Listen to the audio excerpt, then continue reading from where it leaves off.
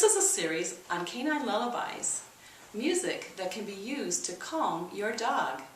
And we're here today to talk a little bit about why that music works. And there's no one that knows the answer to that question better than Mr. Terry Woodford, a therapeutic music specialist who is with me this morning. So Terry, I have a dog at home, and I leave often, and I put on my radio, I turn it to classical music, and I think, I love that music, it relaxes me, it's got to be great for my dog.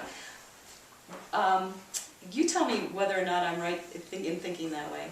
Well, you know, dogs don't relate to music like we do.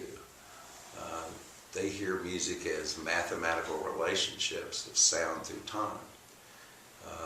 If it were true that they related to our music like we do, then they'd be patting their paw, you know, to a rock and roll record. Yeah, or they'd be wagging their tail in time with the music.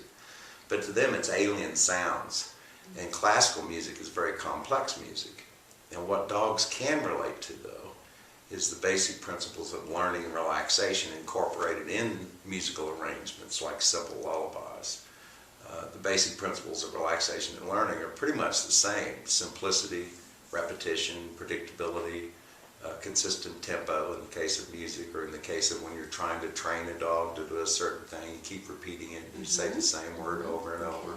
Simple structure and consistent tempo.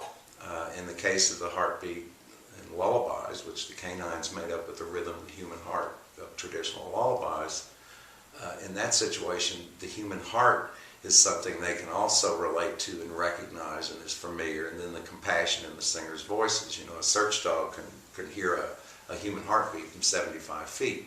So they've got very good selective listening. They, just like their sense of smell, they can choose what they want to listen to and block out or habituate to the rest.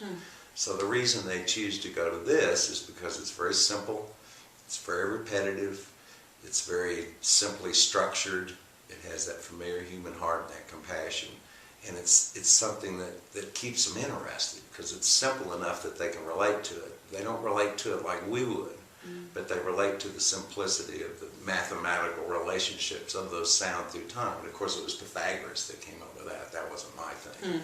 But that's why I think that they're really attracted to it, and they choose to listen to it when they're stressed because it's a safe place to go to. It's a safe haven. It's predictable. It's non-threatening. Okay, all right, well thank you. Thank you so much for that. You know, we'd like for you to be able to try this for yourself. We just encourage you to go to yourcaninelullabies.com, and you can order a free download there, and you can then try it yourself on your on a CD or an MP3 player, your iPod, and in moments you will have a calmer dog.